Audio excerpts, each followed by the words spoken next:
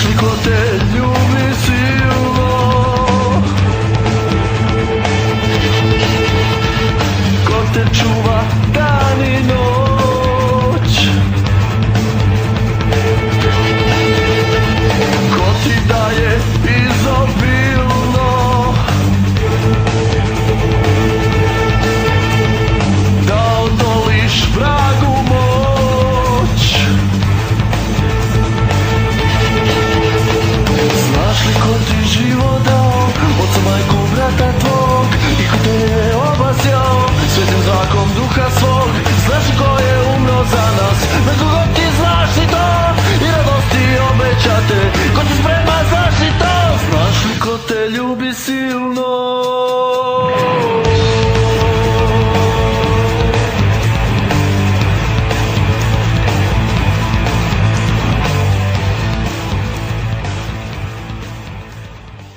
Sloboda je u suštini naš, ja mislim, ona nije neki sad samo element našeg postojanja uz pomoću kojeg se mi krećemo i koji nam omogućava to što smo malo prepričali, da taj čovjek ide na vješala, a da je on slobodniji od onih koji ga vode.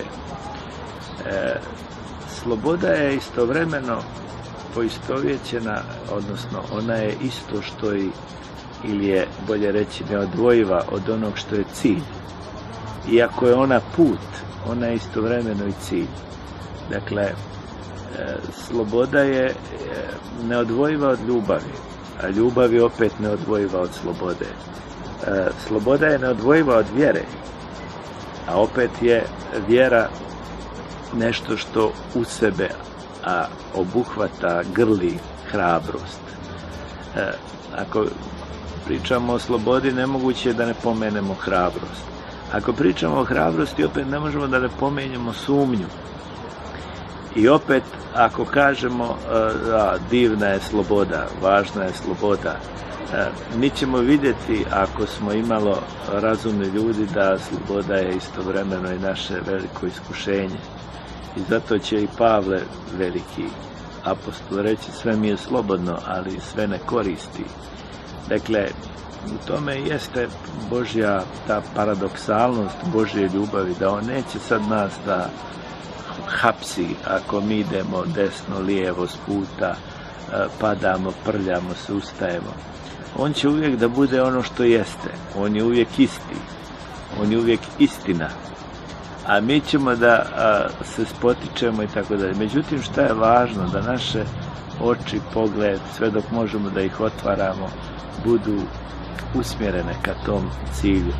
Neko će stići prije, neko kasnije, neko će stići do pola puta, ali uglavnom, ako je naša želja istinska sloboda, i ako je naša želja istinski život, ako je naša želja istinsko postojanje, to jest istina, mi ćemo neprestano ići tim putem i nećemo, bez obzira na ta posrtanja, padanja, ustajanja, nećemo nikad više biti u onom ambisu u kome nemamo nikakvu kontrolu. Mi ćemo uvijek ustati ponovo i opet ići njemu, i vrlo često će se desiti to što nas uči Evanđelje, da će on prvi izaći pred nas i da će nas zagrliti. A onda dolazi do liječenja naših rana i do ponovnog vraćanja, što bi rekao otac Emilijan, u cjelovitost bića. Dihotomija između ljudskosti i hrišćanskog postupanja. To nas je učio naš patrijarh Pavle. On je stalno govorio budimo ljudi, a za njega je to bilo isto kao da je govorio budimo hrišćani. I u tom smislu je ta žrtva tog sveštenika jedan veličanstven primjer u našem vremenu. To je žrtva koja pokazuje ono što kaže Evanđelje. Nema veće ljubavi od ove, nego da neko položi svoj život za bližnjeg svoga. Kakva je to veličanstvena stvar. Ja nisam neki mnogo dobar čovjek ni blizu i ponekad znam biti zao, ali ja se naježim od te vijesti svaki put, od kako sam je čuo. Ne sad bitno koliko ko ima godina i uopšte sad meni teško pada kad se govori ovo više kosi stare nego mlade.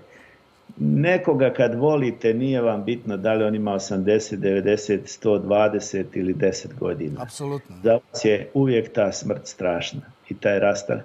Pogotovo kad je iznenadna, kad je nasilna, kad nije morala da se dogodi i kad je morala da se dogodi. Ali ovaj primjer izvire iz hrišćanstva, ali izvire iz ljudskosti. I ono što ja tvrdim i govorim o našim ljudima, pa me onda oni napadaju. Hrišćanstvo nije religija. Hrišćanstvo je život. I Hristos nikad nije zamislio hrišćanstvo kao neku religiju samo, nego kao život. I taj čovjek je to pokazao. I to je, ja mislim, dobro i da će takvi primjera biti. Možete da se oslobodite samo na jedan način. A to je paradoksalno. Spremnost na žrtvu. I to takvu spremnost na žrtvu u kojoj nikad ne žrtvujete drugoga sebi, nego sebe za drugoga. I to sad ja kad pričam, to možda bude dekutantno, jer oni će reći, a šta ti žrtvuješ, ti imaš kuću, imaš ono i nisi sakat, nisi jer kad si sakat i bolestan i nesrećan i tako dalje, onda ljudi kažu on je dobar. A kad si zdrav, prav, veseo, radostan, onda vrlo teško ljudi mogu da kažu on je dobar. Ili ako si, ne daj Bože, odnosno daj Bože po mojoj filozofiji, po filozofiji savremenih ljudi, pogotovo savremenih Srba, ne daj Bože da si uspješan. To kod protestanata nije tako. Ne hvalim sad protestante, ali kod njih je uspješan jednako blagosloven od Boga. Kod nas je siromašan i bedan jednako blagosloven od Boga. Nijedno ni drugo nije tačno. Tačno je da je čovjek blagosloven od Boga ako je spreman da da sebe u službu Bogu i drugim ljudima. Čekaj, meni ste poručili da treba da odgradimo vrtiće, škole, ne crkve. I po tome ste posebnim. Malo je to ljudi iz naše sveštenstva poručilo takvu poruku. Da. Kakva je bila reakcija na tu vašu neuobičajenu poruku? Ta poruka se prije svega odnosila na našu eparhiju, koja je jako specifična po tome, ali i po ovome što sam ja razmišljao, prosto u svemu se izgubi mjera. Naprimjer, ljudi vole, kaže, napravio crkvu, pa crkva je nešto što dugo traje, pa je jako vidljivo. Pa stvari crkvene i Božje ne prave se tako da se time hvalimo. Dakle, jedan od najtežih momenata u hrišćanskom životu je da čovjek ne smije očekivati platu svoju ovdje i sada.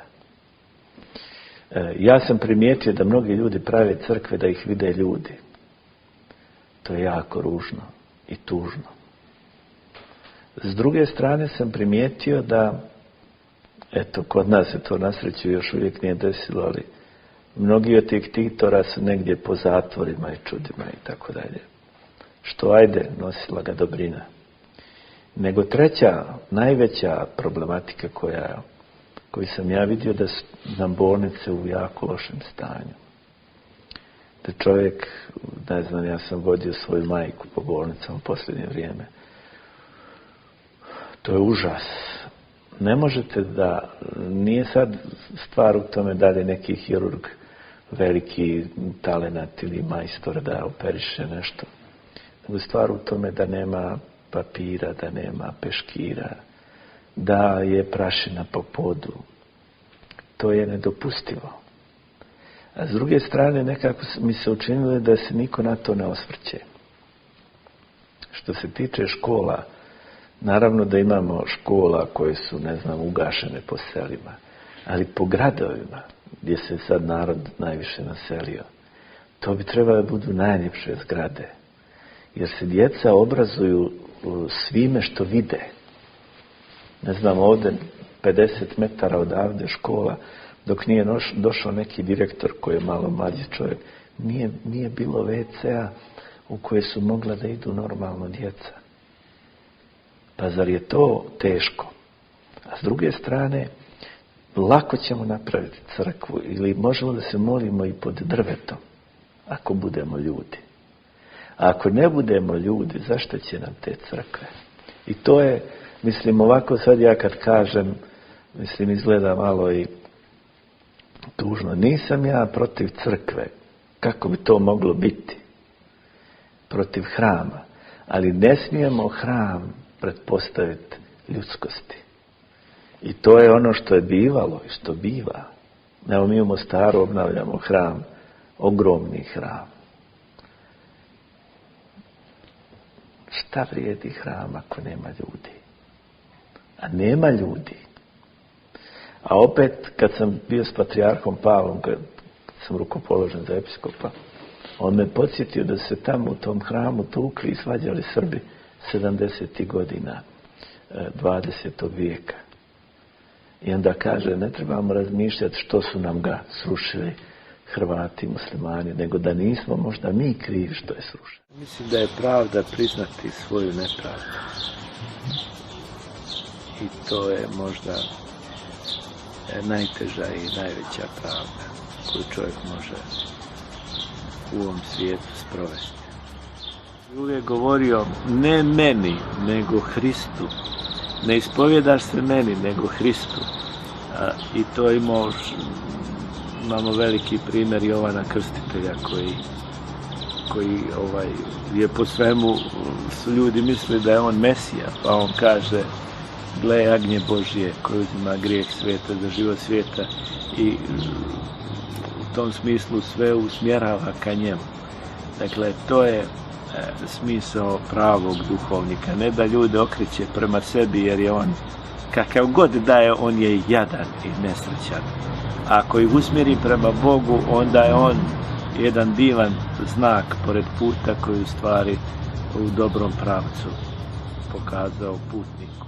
Neka zbunjenost je očigledno ušla među ljude i treba tu zbunjenost otkloniti, treba ljude osloboditi.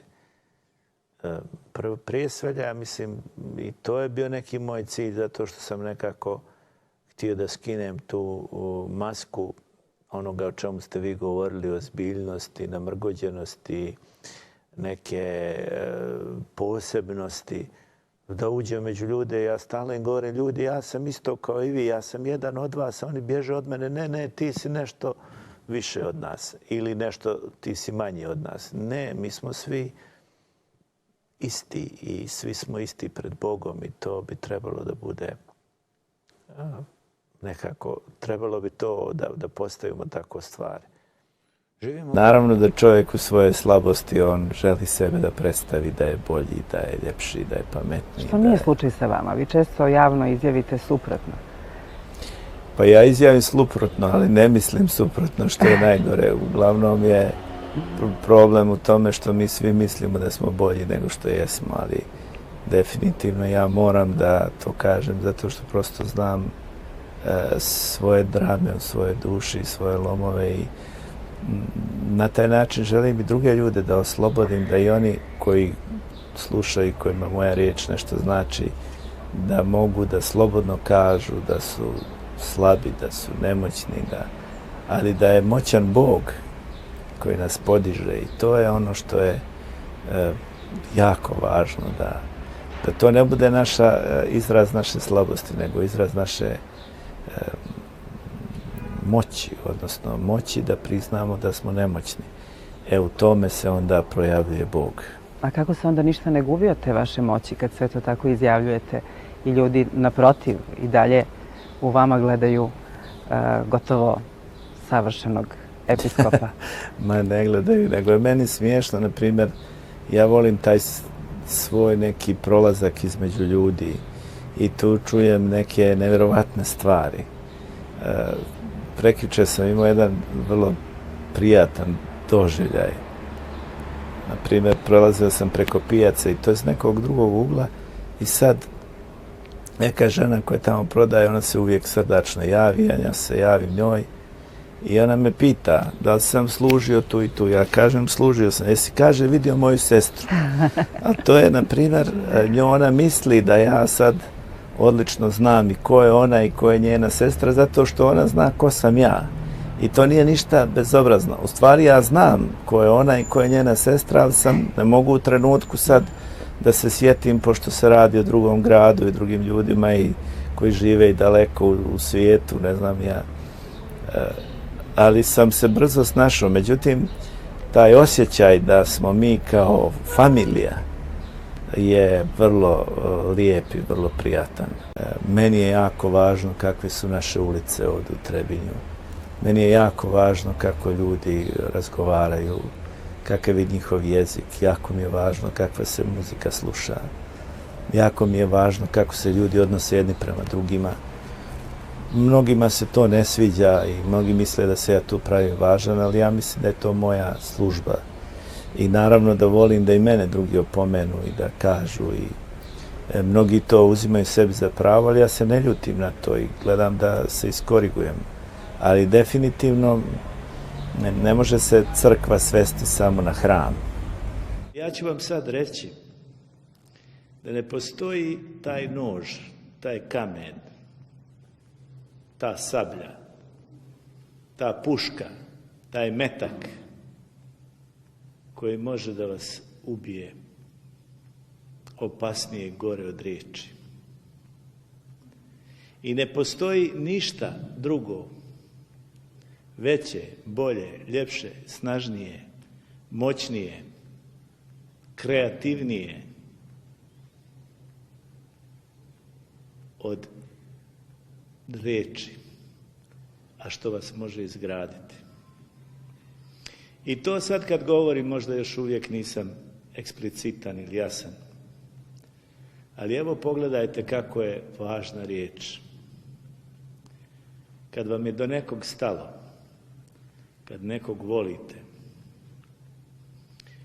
ako vam on kaže jednu jedinu ružnu riječ, vi ćete imati utisak kao da je grom pogodio u vaše biće.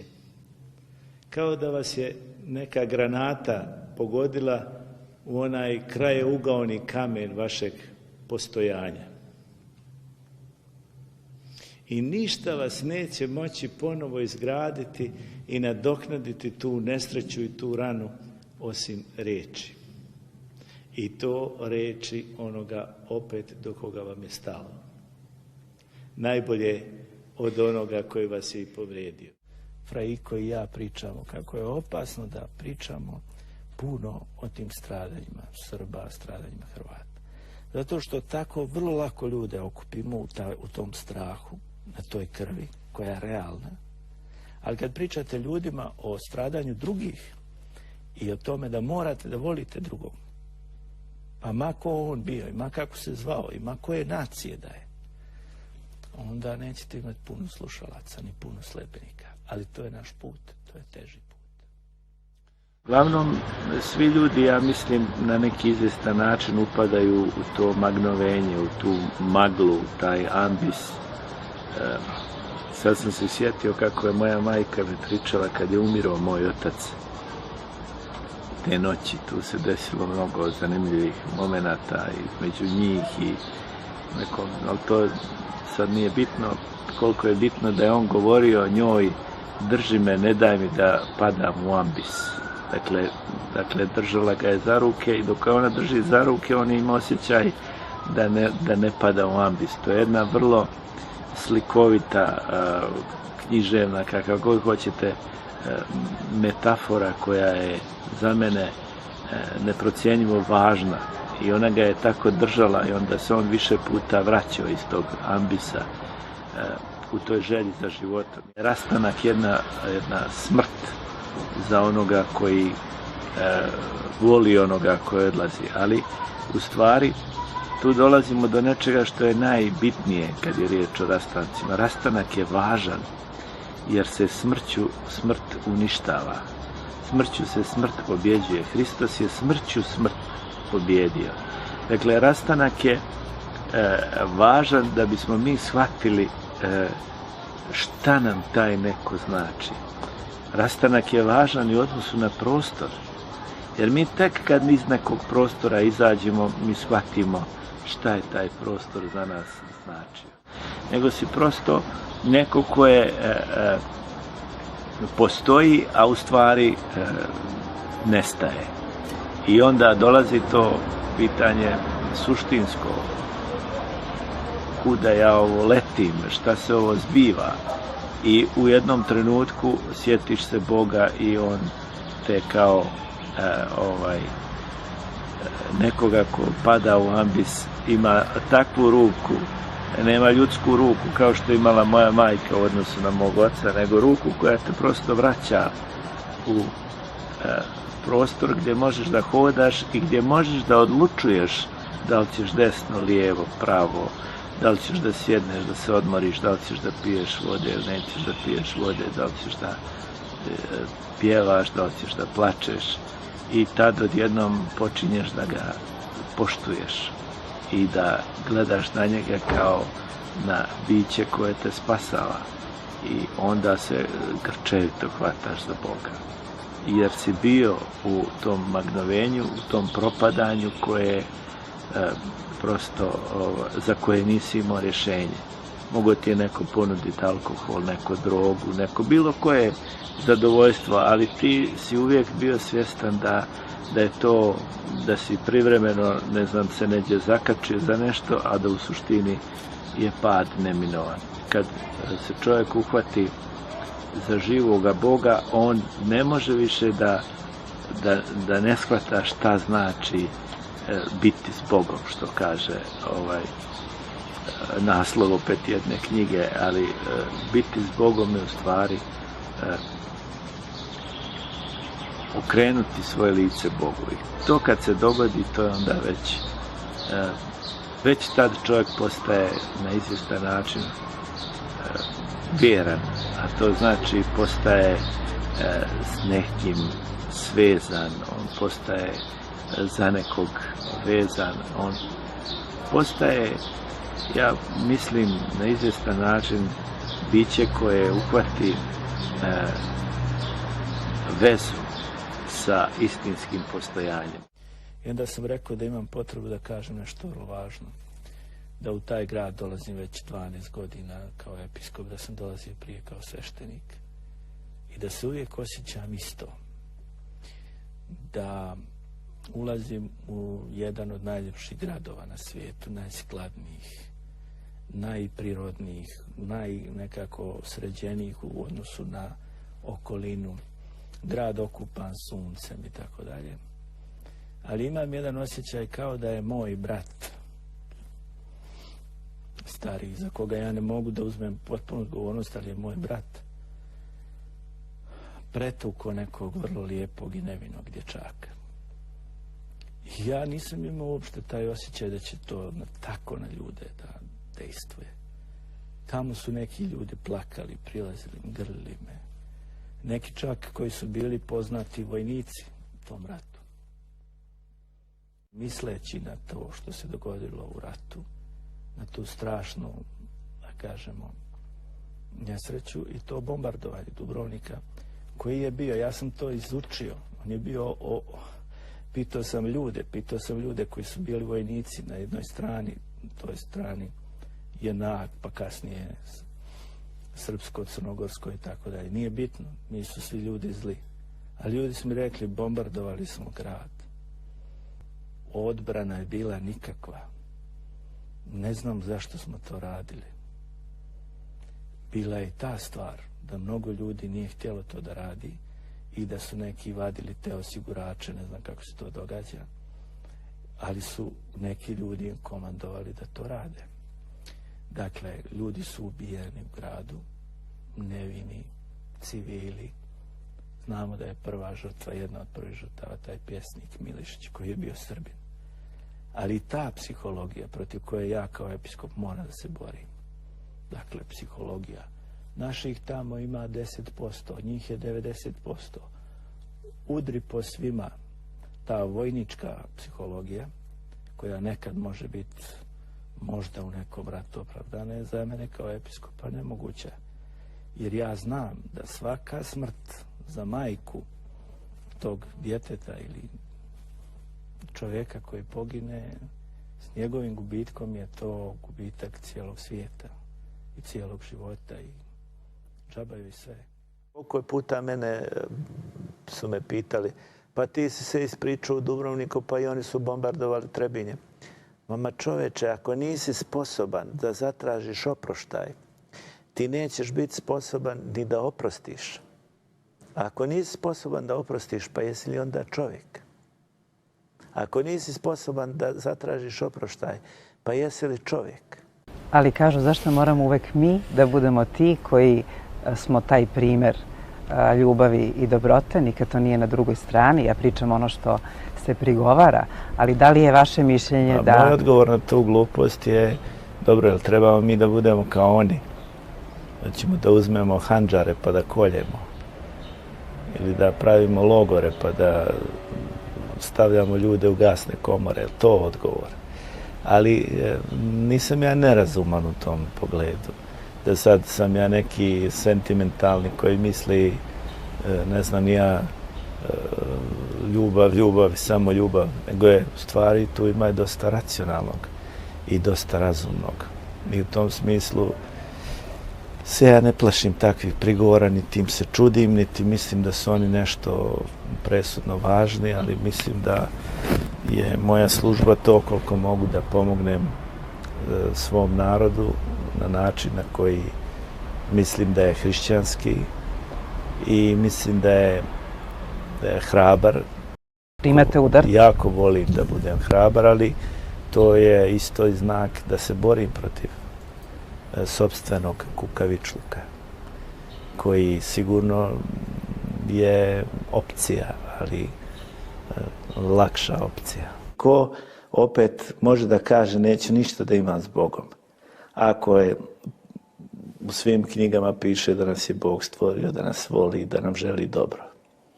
Kako on može sad biti više moj nego nečiji drugi? A ljudi upravo u to upadnu, u to iskušenje, u tu, ja bih rekao, glupost da kažu naš je Bog, a nije njihov. Onda bi to značilo i onda to dolazi proizvodi do nečega što je najluđe, a to je da ljudi jedni druge ubijaju u ime Boga.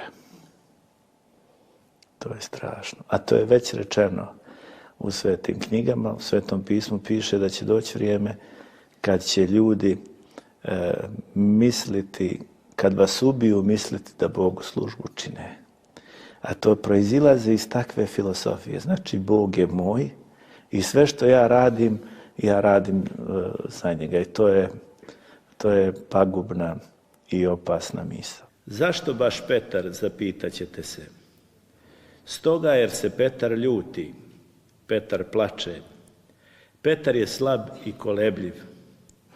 On je hrabar i neustrašiv pred četom vojnika, a slab i kukavica pred grupom ljudi koji predvodi žena.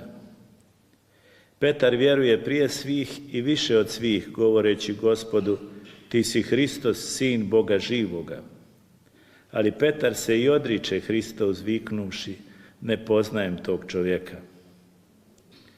Kad je pijetao zapjevao, Petar se sjetio svoje izdaje i grijeha i zbog toga gorko zaplakao. Ali je taj isti Petar i zaplivao kao Hristu, ne gledajući na svoju sramotu, niti na svoju nagotu. Hristove riječi, ljubiš li me, Petre, potresle su njegovo biće do same srži i on u tom trenutku 3 put izgovara, Gospode, ti znaš da te ljubim. Zašto vas danas podsjećam na sve ovo, ljubazna braćo i sestre? Zato jer ovim želim svakom od vas ponaosob da kažem sljedeće. Ako si bio u životu slab, ti si Petar. Ako si bio hrabar, ti si Petar. Ako si bio vjeran, ti si Petar. Ako si bio izdajnik, ti si Petar. Ako si bio bogonadahnut, ti si Petar. Ako si bio obična kukavica, ti si Petar. Grešni čovječe, ako si sve ovo bio u životu, ti si uistinu čovjek.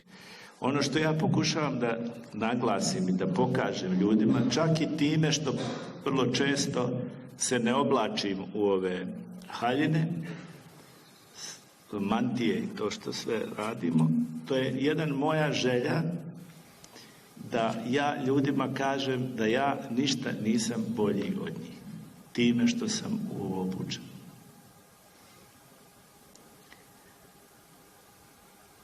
ako bi sad htjeli da se ispovjedamo, vrlo često sam svjestan da sam gori od mnogih. Dakle, ne može sad neko time što dobije jednu privilegiju da čita te molitve, bio sveštenik ili episkop, da on sad misli da je on bolji. Jedino što može, ako misli sebi dobro, ja mislim, je da misli da je odgovorniji. Dobre rekete za stoni tenis. To su gluposti, ali oni znaju da je to važno i onda oni to ispunjavaju. Dok recimo mene nikad ne interesuju kola i te stvari. Mogu sjesti u najbolje i najgora, meni je važno da dođem od tačke A do tačke B. Ali u medijima se to sve drugačije pretpostavi. Ima. Negdje sam, na primjer, čuo, da. negdje sam čuo kako nosi neke specijalne cipele. I ja, na primjer, da mi neko stavi pištolj na čelo, ne bi znao koje su marke te cipele. Ali mi je važno da su udobne i da idu. Ali opet, s druge strane, predstavite negdje, Bože, kako je ovaj divan čovjek, kako je dobar, kako on to mirno govori. A ovi ljudi, recimo, koji žive pored mene, znaju da je jako nezgodno kad se naljutim. Skromnost je uvijek vrlina u stvari. Od kako postoje ljudi koji razmišljaju o životu, oni su rekli da je mjera vrlina. To nije skromnost. Sad imate ljude koji, recimo, glume skromnost. Pa se skromno oblače, pa skromno. Da bi rekli ljudi, Bože, kako je ovaj čovjek skroman. A to je jako neskromno. Tu ima neka čuvena priča sa Platonom i nekim njegovim prijateljem, čak sam znao njegovo ime, ali sad da ne lupim, pošto ima ljudi koji to znaju, pa da se ne... Recimo, neki je bio filozof koji je bio tako živio siromašno i, da kažemo, skromno. Platon je bio Platon i već je dobio u carskoj palati neku, da kažemo, neki prostor, imao neki tepih ispred svog stola, recimo, kao da ja sad ovdje imam tepih. I sad ovaj dolazi iz pustinje, taj drugi filozof, i blatnjavim čizmama gazi po njegovom tepihu. A ovaj mu kaže, šta to radiš? A on kaže, gazim po Platonovoj sujeti. A on kaže, da, ali sa svojom sujetom. Jer može biti sujeta i u blatnjavim i u prljavim i u šupljim cipelama, veća nego u dobrim cipelama. I to je ono što je tajna života. U tom smislu je, ja ne bih rekao da je skromnost, za šta je skromnost, to je druga tema, ali mjera je vrlina. Ili ono što su govorili filozofi, sredina. Naći srednji put, to je prava stvar. Ste li vi to uspjeli u vašem životu? Otkud ja, kako ja ništa nisam uspio. Ja samo uspijevam da ponekad tako ljude oduševim i da ih ponekad razočaram. I između te dvije strane života živim i krećem se i onda nalazim tu neku sredinu da nekako znam da nisam ni dobar, ni da nisam toliko loš, da nisam nesrećan sasvim i da nisam srećan apsolutno. I tako onda hodi čovjek. Može se biti sin Svetog Save, a biti sujetan do te mjere da nipošto i nikad nećeš da napustiš nikakvu vlast, bilo da je zemaljska ili duhovna ili tako dalje. Kako je sad bilo zanimljivo meni to, makar u nekom ekspresivnom smislu, kad je jedan tamo rekao na taj prijedlog da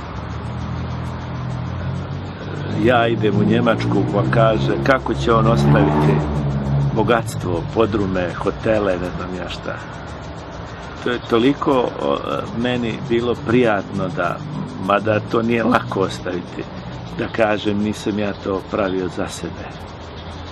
Jer prosto je to bitno, da čovjek mora da se nauči tome, odreci se da bi nešto imao.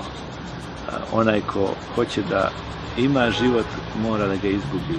To upravo to znači. S druge strane, imamo tu narodnu kuhinju u kojoj kažemo da prosto možemo da radimo i ovo ono, ali ako budu ljudi oko nas gladni, onda će to biti velika sramota. Tako da svaki onaj koji stvarno nema mogućnosti da ima šta da jede, možda jede kod nas svaki dan u našem gradu.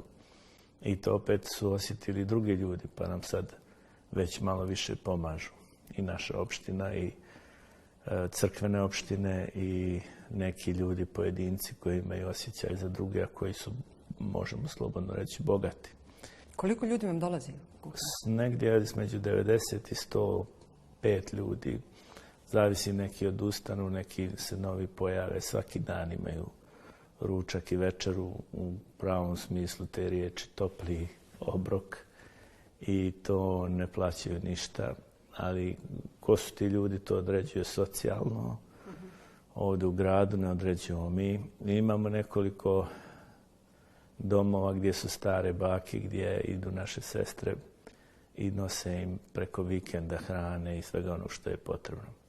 Ali tu je jedna zanimljiva iskustvo i pojava. Te naše sestre monahinje kažu da im te bake uvijek kažu da im je važnije da im neko otvori vrata nego što im donese da nešto pojedu. To je, čini mi se, jedna od najvećih nevolja vremena u kome živimo. Ljudi su okrenuli leđe jedan drugome, a to je već predvorje pakla. Zašto su ljudi okrenuli leđe jedni drugima? Mnogo razloga, ali jedan osnovni razlog je taj egoizam. Ljudi misle da ako ja budem sebi sticao i za sebe radio, da će onda biti bezbjedan. Međutim, tada se izgubi duša i onda postane veća samoća nego što su mogli da pretpostave. I tome onda nastaju razne traume, a jedna od tih trauma da misle nisam dovoljno stekao, pa daj još. I onda to postane tužna priča. Ja sam samo rekao da je praštanje najveća hrišćanska vrlina, a da je zlopamćenje najveći grijeh. To je bilo sve. I ja duboko mislim da je zlopamćenje najveći grijeh. Veći i od ubistva, od bluda, i od prevare, od pljačke, od svega. Zlopamćenje. Čovjek koji zlopamti, ja bi bježao od njega na Mars. A ko je čovjek koji prašta, ja bi mu oprostio da mi je ne zna šta uradio. Ako on ima sposobnost za praštanje. Praštanje je širina srca. Dakle, i kasnije smo onda sarađivali. On je uvijek bio prema meni dobar. Ja sam imao tu iskorisničku dimenziju i prema Hercegovini, i prema eparhiji, i tu se on pokazao mnogo bolje. Vaše poznanstvo. To je dobar odnos. Goli političarima. Da. Nije goli, ali najviše interes. Pa kad bi se ja družio, mislim, s Borisom Tadićem da nemam interes. Jer mi nemamo ništa sad nešto zajedničko. Ali, mislim, fin čovjek, dobar čovjek, kulturan. Uvijek u čovjeku vidiš nešto dobro. Meni je bilo, recimo, kod Borisa drago. Pogotovo ako se neko poznanstvo kasnije prijateljstvo baziralo na interesu. Ma nije to prijateljstvo. Znate li šta je prijateljstvo? Prijateljstvo je to da izvadiš srce i daš ga na dlanu prijatelju. To je prijateljstvo. To imaš jednog, dva ili tri ili nemaš nijednog prijatelja. Prijateljstvo je, što bi rekli, ono kad možeš pred prijatelja izaći krvavih ruku i da on brzo žuri da ih opere, a ne da te pita što su ti krvave ruke. Dakle, prijateljstvo je mnogo skupa riječ za takve stvari. Ali, nekad čovjek polako počinje čovjeka da poštuje, družeći se, čineći jedan drugome. To je, ja mislim da je interes isto normalna stvar. Ne možemo mi sad lagati kao ja sam samo zato s njim što je on tako lijep i pametan. Da, ono biračima političari će rijetko kazati oprostite, griješio sam. Da li su vam rekli? Pogriješio sam tu. Da, jesu vam rekli? Nama građanima i biračima to baš tako nekada. Kad ih nauče ovi, kako se zove ovi što uče političare, kako da drže ruke, da gledaju. Da, stručnjaci za javno mjenje. Stručnjaci za javno mjenje. Ako oni procijene dobro reći biračima, oprostite, griješio sam, oni će to reći. Ali stvar je u tome da to treba reći iskreno. I ja kad god govorim oprostite, ja govorim iskreno. Ali oprostite znači reći drugome, imaš li ti mjesta u mom srcu za mene? U svom srcu za mene. To znači reći oprostite.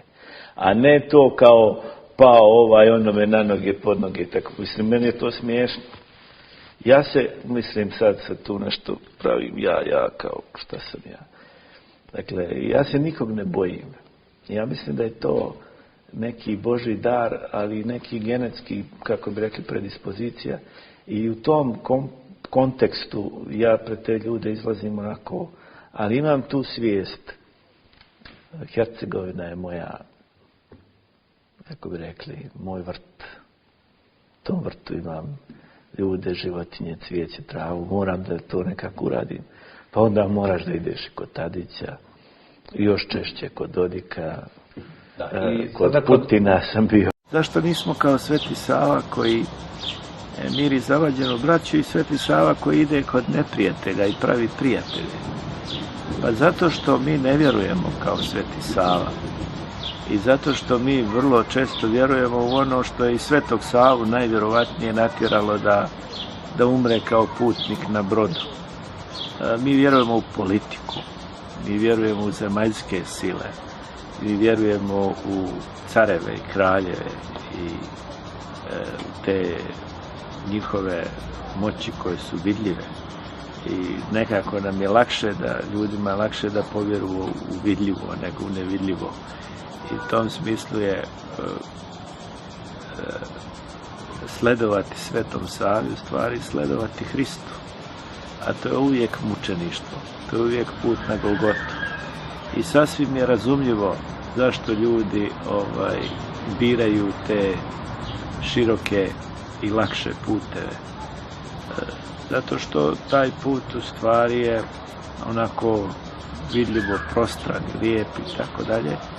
A put kojim ide Sveti Sava je težak i to je put, kako rekao Hristovi, on podrazumijeva i pljuvanje i šamaranje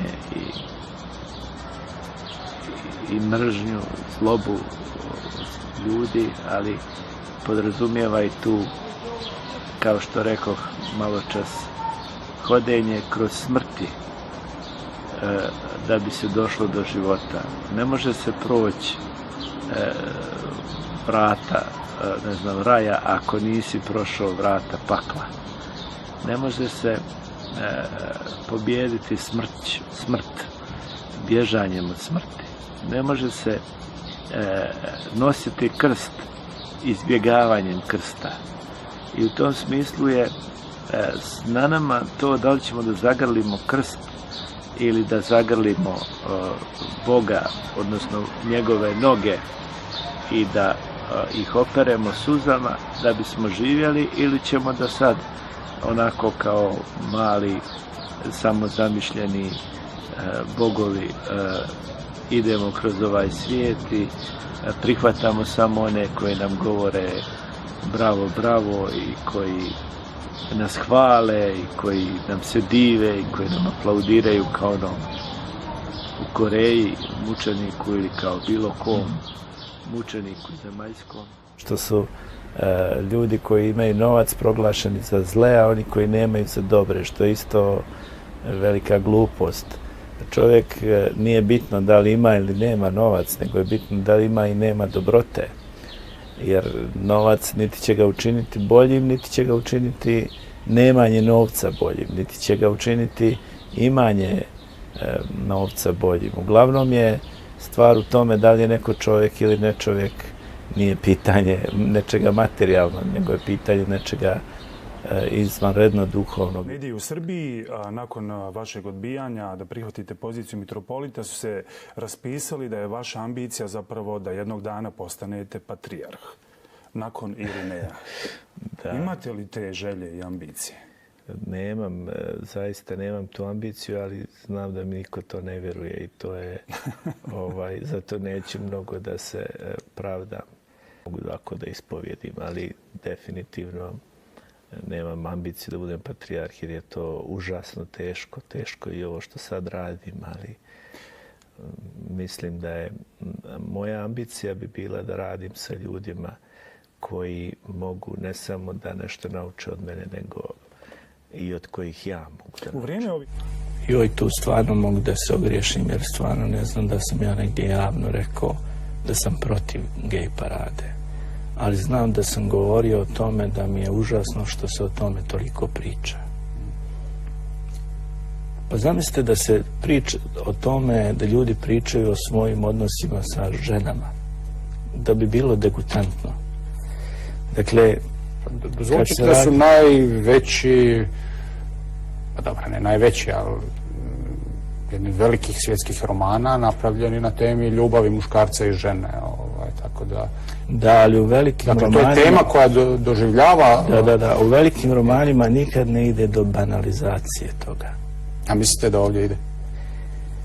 Pa ne znam, meni ti ljudi nikad nisu bili ni mrski, niti sam ih mrzio, ispovijedao sam ljude. Kao mlad čovjek u Ostrogu, gdje dolazi 1,5 miliona ljudi godišnje. I ti ljudi nosili su tu muku, u smislu teško im je da žive u zajednici, imaju taj problem, misle da je to grijeh. Ja sam uvijek govorio da za njih ima mjesta u crkvi. Jer Bog voli sve ljude, i pravedne i grešne. I uvijek sam im govorio, ja sam grešan čovjek. Možda nisam grešan u tom pogledu ili u neko drugo, ali ja sam sigurno u nečemu. I svaki dan griješim. Ali tu si, u crkvi, budi, ostani, moli se, bori se. Nemoj da sad kažeš, znači, ako sam ja grešan u nekom pogledu, volim da tučem ljude. Ne mogu da kažem sad, mi koji volimo da tučemo ljude, ove nedelje imamo paradu i molim vas, nemoj da nam se neko suprotstavi. Mislim, naravno, to nije isto kao... Nije isto, da, ali nikome ne nanose zlo. Dakle, ljudi žele solidarnost drugih ljudi. Ja nisam zato da niko njima nanosi zlo. I to je definitivno tako. Ali ne mogu da razumijem zašto bi sad neko meni vadio oči pored svih mojih problema i kaže, ja sam gej. Dobro, ali recimo na nekakav mimohod navijača nećete gledati tako. Mislim, neki će reći, ja ne želim nogometne navijače da gledam na cesti. Ma ne želim ni ja. I sklanjam se kad ih vidim zato što su pretjerali nogometni navijači. I normalno da tražimo od policije da nas zaštiti od nogometnih navijača. Dakle, u čemu vidim da je otišlo to predaleko? Prvo, ja sad kao sveštenik ili kao čovjek ne smijem da pomilujem dijete. Jer će odmah neko reći, ja gledaj ga šta radi. Je li tu crkva ponajviše kriva zbog pedofilija u crkvi? Naravno da je kriva, ali nisu svi ljudi pedofili. I ne možemo sad napraviti od toga takvu famu. Drugo, sjediš negdje, neko te dotakne do ruke, ja odmah kažu šta je ovome, šta me di. A nekako ne volim da je to tako. Mislim da je pretjerano, ništa drugo. I molim se za te ljude i ne mislim da sam bolji od njih uopšte. Paradoks hrišćanstva koji je Hristos donio je pobjeda u porazu. U sposobnosti da pristaneš na poraz, a da budeš pobjednik. Hristov krst je bio za sve ljude tog trenutka strašan poraz. Ali istovremeno on je imao viziju da je to pobjeda. I to ko nije spreman na poraze, taj nije u mogućnosti da bude suštinski pobjednik. Čak nekad mora čovjek da sam ide u poraz da bi bio pobjednik, ali to je sad teško. Pitao me jedan mladić šta je to hula na Duha Svetoga. I moj odgovor je bio da je to u stvari trenutak kad ti nećeš da te Bog spase. I tada Bog jedino ne može da te spase, jer Bog do te mjere poštuje našu slobodu, da On neće da nas spase samo ukoliko mi nećemo da nas On spase. I to je u stvari taj krajnji pad. Zašto sam ja ponekad takav? To nije tako baš nesvjesno i nije baš iz nekog... Zato što prosto ja sam uplašen od tog izdvajanja i od tog pretjeranog razlikovanja i mislim da to vodi u taj takozvani klerikalizam. Sad ja sam samim tim što sam sveštenik svetiji od onih koji nisu sveštenici. To je jedna velika obmana, to je velika laž i veliki problem. I onda sveštenik, bez obzira kako živi, šta radi, on misli da je da je on posvećen. Ali u stvari je posvećen svaki hrišćanin krštenjem, ali svaki čovjek svojim postojanjem. I niko tu nije bez tog, kako ja duboko vjerujem, dodira Božjeg i nikog Bog ne voli manje, a nekog više. Da, ja sam dugo vremena i čija cijeli život nisam nikad shvatio da li sam ja u stvari pametan ili glup. I ako hoćete u najjednostavnijim jezikom da to objasnim, ja sam shvatio da sam pametan kad sam dobar i da sam glup kad sam loš. I da to nema baš puno veze sa mojim intelektualnim sposobnostima. Naravno da tu rečenicu nisam ja izmislio, nego sam pročitao kod toga Bonhoeffera koji je napisao tu knjigu. Najradije mi poručio što je rekao naš Gospod Hristos. Ne bojte se.